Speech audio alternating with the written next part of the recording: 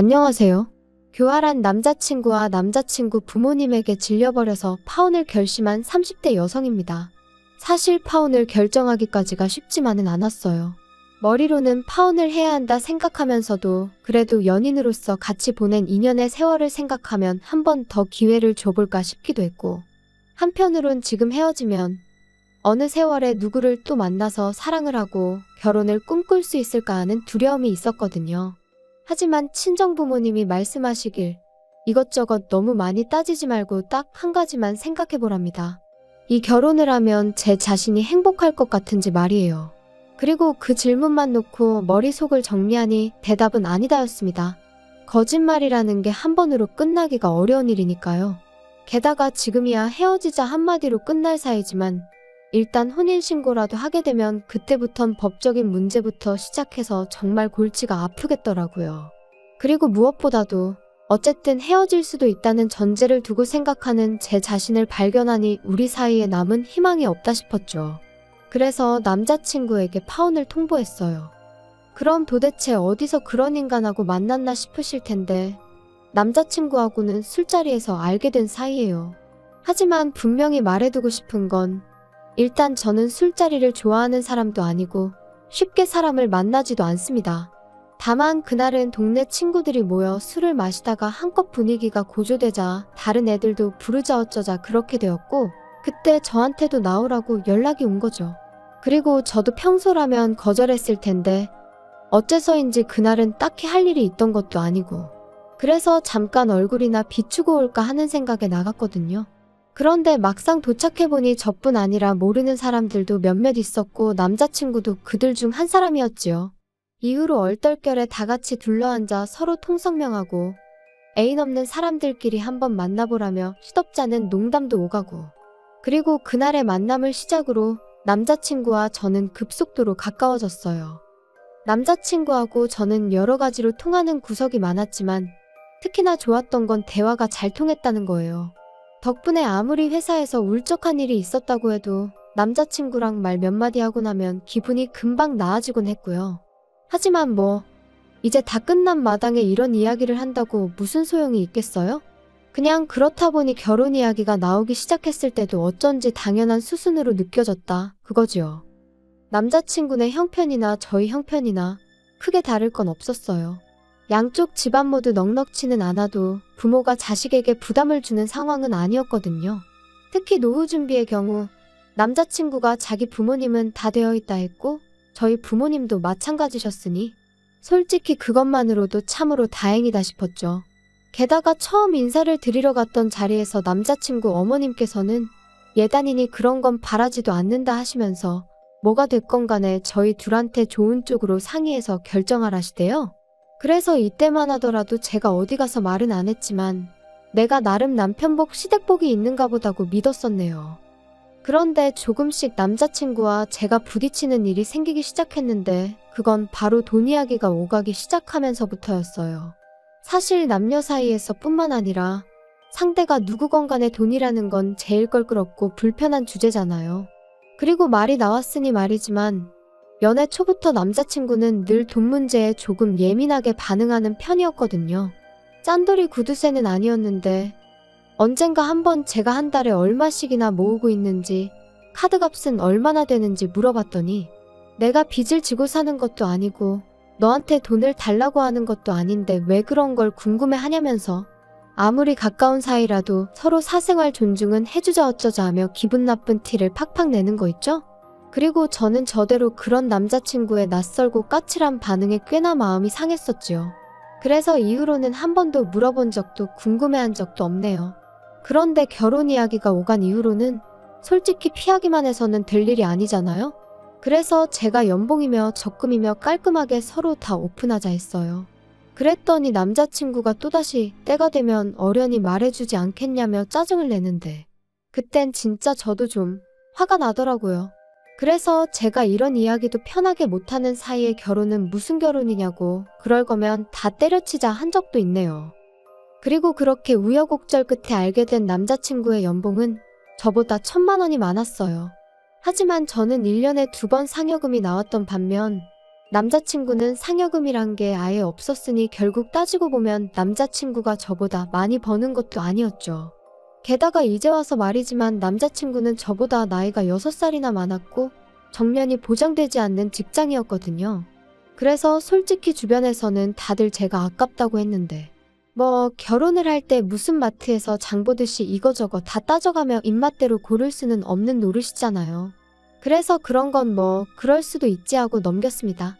그리고 이 밖에 남자친구는 모아놓은 돈이 8천이 있다고 했고 저는 7천이 있었으니까 이래저래 크게 마음에 걸리는 건 없었어요. 한편 남자친구 어머님도 남자친구와 비슷한 성격이셨는지 남자친구를 통해 말씀을 전해오시기를 상견례 자리에서 돈 이야기가 오가는 건 좀 불편하다 하시더라고요.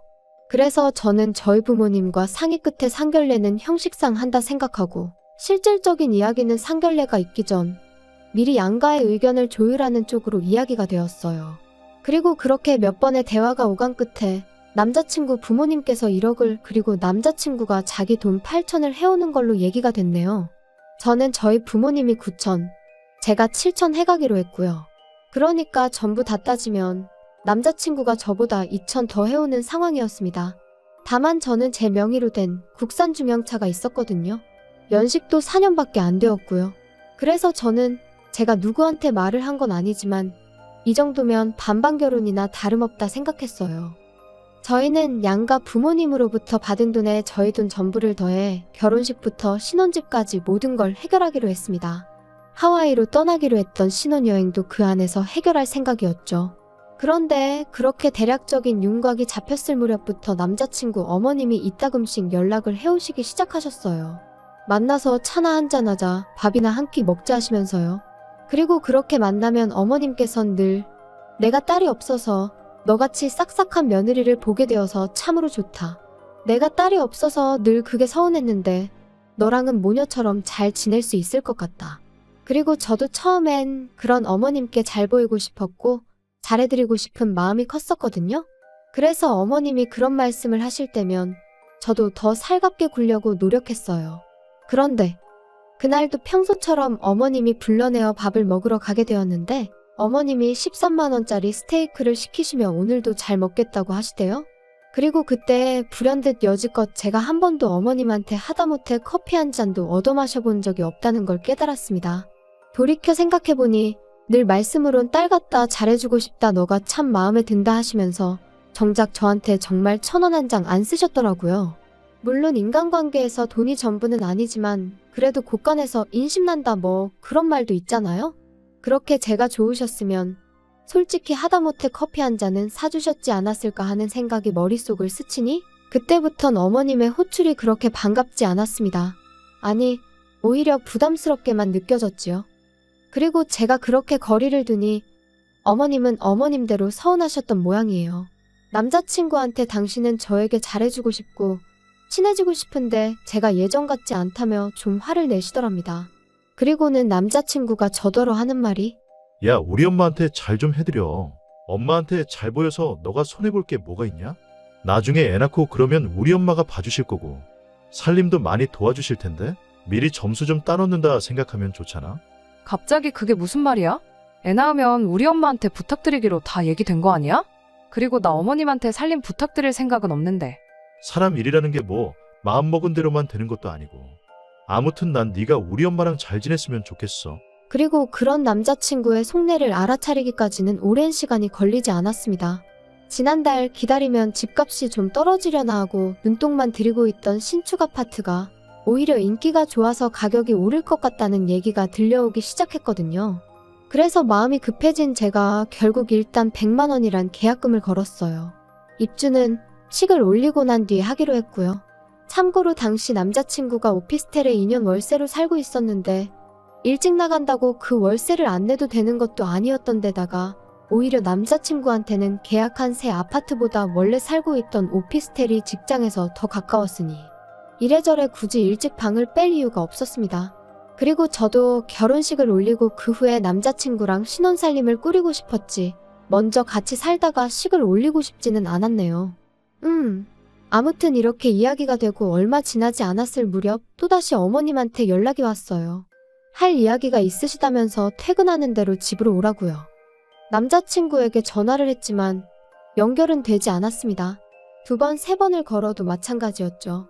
오라고 하시니 가긴 해야 할 것 같은데 남자친구가 전화를 안 받으니 왜 부르시는지 전혀 감도 안 오고 답답하대요.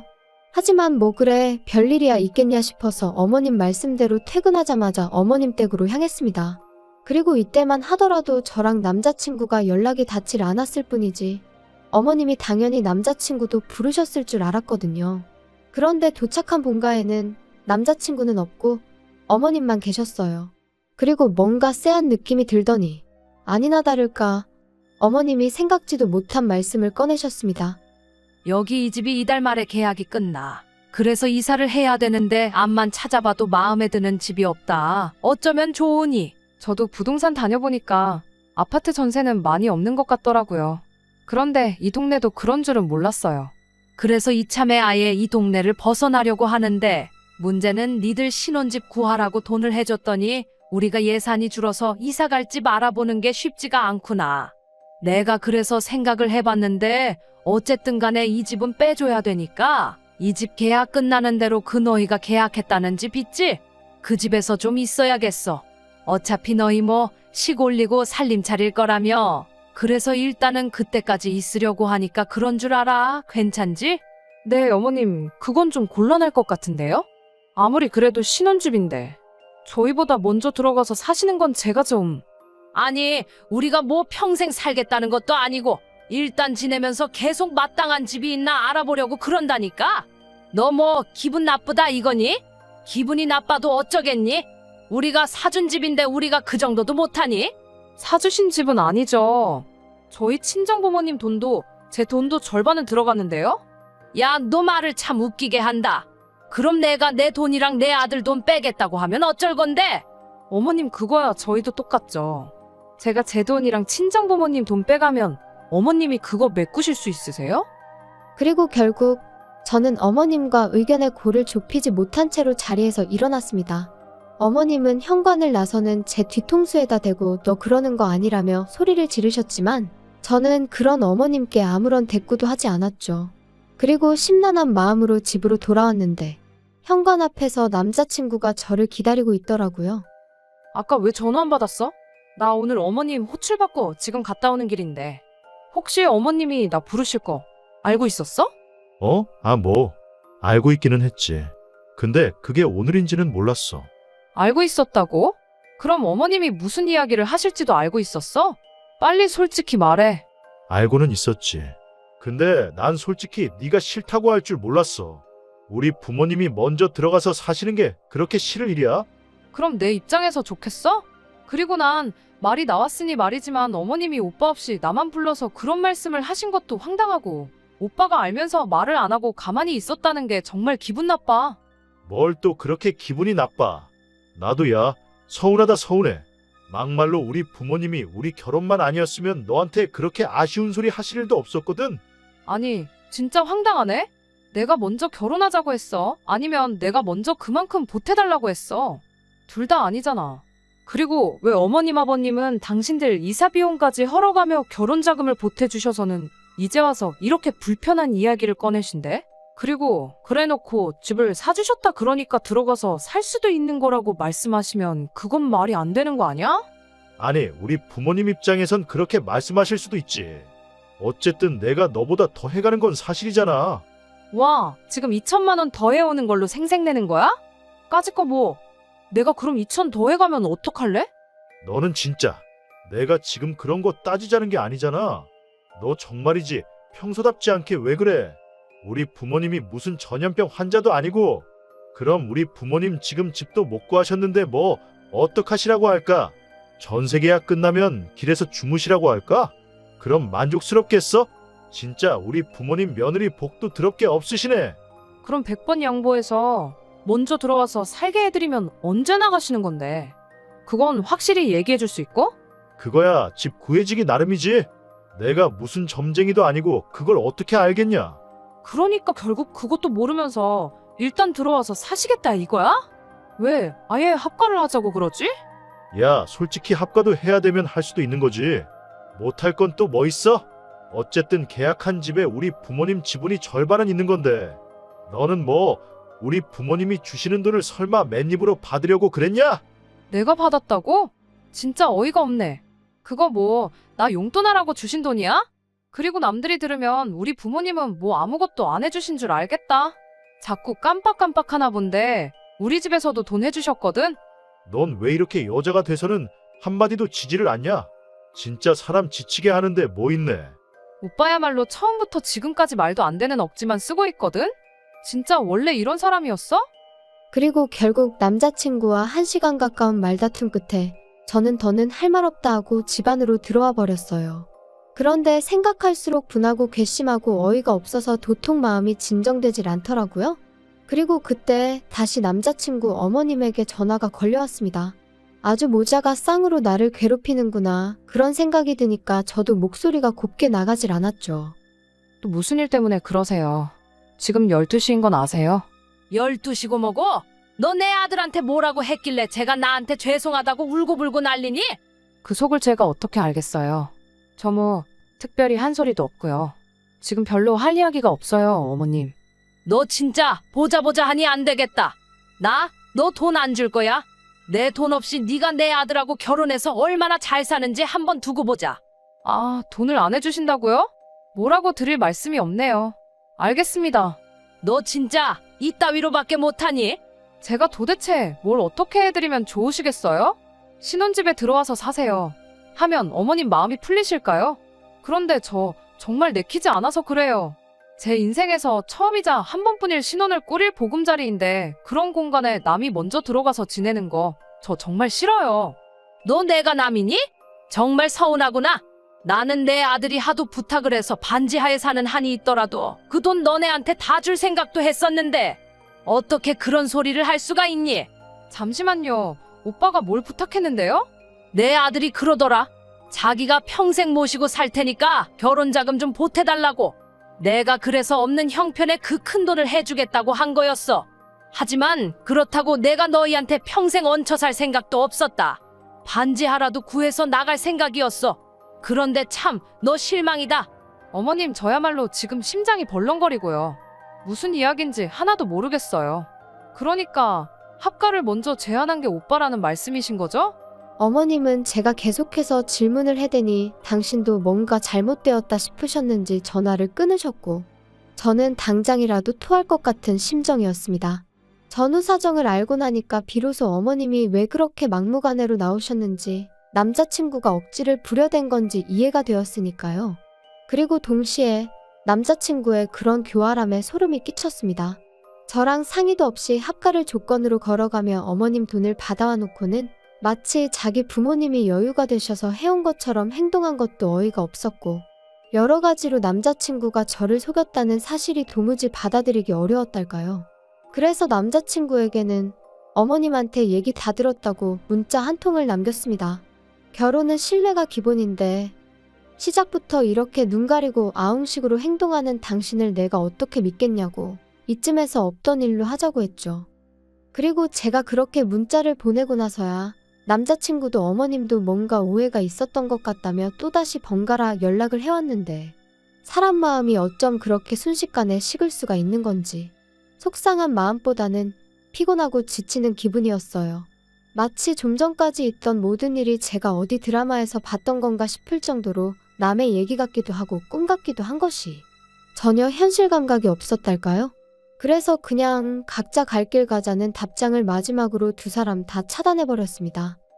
하지만 일단 지금의 상황을 이야기하자면 그날 이후로 지금까지 벌써 일주일이란 시간이 흘렀는데 남자친구는 여전히 한 번만 더 기회를 달라며 저에게 매달리고 있어요. 뭐가 아쉬워서 저러나 그건 저도 모르겠네요. 나를 정말 사랑해서 저러나 하는 생각도 솔직히 안 한 건 아니지만요. 하지만 이미 남자친구를 믿을 수 없게 된 이상 다시 만남을 이어간들 그게 저한테 무슨 의미가 있을까 싶네요. 저는 남자한테 집착하고 구속하는 그런 여자가 되고 싶은 마음은 눈꽃만큼도 없으니까요. 아무튼 지난 2년의 시간을 생각하면 억울하고 성질도 나고 사람 사는 인생을 정확히 수치화시킬 순 없는 일이지만 그럼에도 불구하고 제 인생을 쓸데없이 낭비한 것 같으니 말이죠. 하지만 한편으론 그래도 인생의 교훈을 얻었다 생각하려고 노력하는 중이에요. 거짓말에도 좋은 거짓말, 나쁜 거짓말이 있다지만 그건 하는 사람이 아닌 듣는 사람이 판단할 문제 아닐까요? 그러니 사람들이 섣불리 자기 합리화를 하며 거짓말을 하는 일은 없었으면 좋겠어요. 저도 남에게 절대 그러지 않을 거고요. 후련한 사이다는 아니지만 그래도 제 나름대로 할 말은 다 하고 헤어져서 솔직히 후련한 부분도 있기는 합니다.